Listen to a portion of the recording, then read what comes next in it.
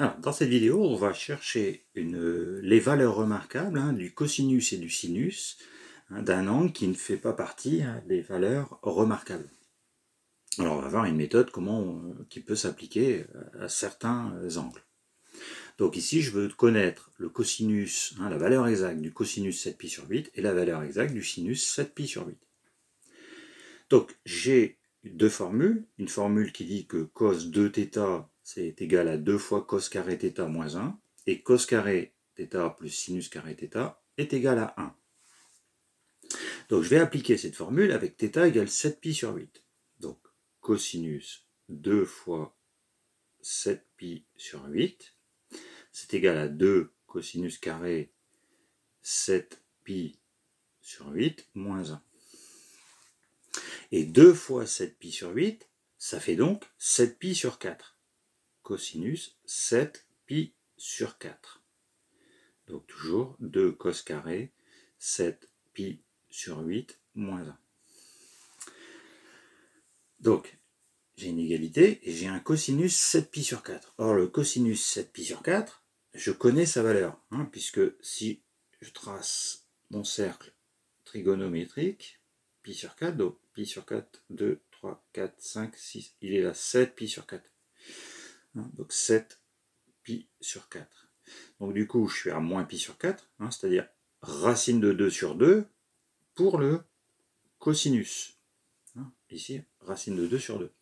Donc, j'ai racine de 2 sur 2 pour le cosinus. Et j'ai 2 cos carré 7π sur 8 moins 1. Donc j'ai une équation maintenant avec cosinus 7π sur 8. Donc j'isole le cos carré 7π sur 8, cosinus carré 7π sur 8, c'est donc racine de 2 sur 2 plus 1, le tout multiplié par 1 demi. Parce que là j'avais 2, donc 1 demi. Ce qui fait racine de 2 plus 2 sur 2, donc racine de 2 plus 2 sur 4. Ça c'est 7π sur 8.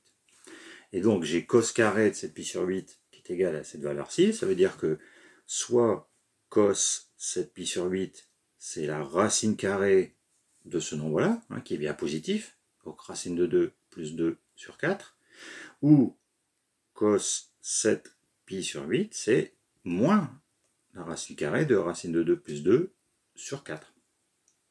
C'est l'une des deux valeurs. Si je regarde sur mon cercle trigonométrique, 7π sur 8, alors ici j'ai π sur 8, la moitié de π sur 4, donc 1, 2, 3, 4, 5, 6, 7. 7π sur 8, je suis ici. Ça veut dire que le cosinus, c'est une valeur négative. Donc, je vais donc garder celle-ci. Ça veut dire que j'ai le cosinus de 7π sur 8 qui vaut moins la racine carrée de racine de 2 plus 2 sur 4. Alors que je peux écrire sous la forme cosinus 7π sur 8, c'est donc la racine carrée de moins racine de 2 plus 2, le tout sur 2. Et maintenant, à partir de cette valeur du cosinus 7π sur 8, je vais chercher la valeur du sinus 7π sur 8. Je vais utiliser cette formule. Cos carré plus sinus carré de θ est égal à 1. Alors cos carré, donc moi je vais prendre cos carré 7π sur 8 plus sinus carré 7π sur 8, c'est égal à 1. Alors le cos carré de 7π sur 8, je sais que c'est racine de 2 plus 2 sur 4. Racine de 2 plus 2 sur 4, plus le sinus carré, 7π sur 8. Même chose que tout à l'heure, je refais une équation. Donc sinus carré 7π sur 8, c'est donc 1 moins toute cette valeur-là, donc 1 moins la racine de 2 plus 2 sur 4. Si je mets au même dénominateur, donc ça fait 4 sur 4, donc ça fera 4 moins 2, ça fera 2. 2, et moins racine de 2 sur 4 pour le sinus carré 7π sur 8. Même chose qu'avec le cosinus. Je vais donc avoir la racine carrée, si j'enlève le carré, ça sera donc la racine carrée de ce nombre, qui est bien un nombre positif, ou moins la racine carrée de ce nombre. Sauf si je retourne dans mon cercle gauche, je vois que le sinus 7pi sur 8, c'est une valeur positive. Donc, sinus 7pi sur 8, ce sera donc la racine carrée, plus, du coup, la valeur positive de 2 moins racine de 2 sur 4, que je peux donc écrire racine carrée de 2 moins racine de 2, le tout sur 2.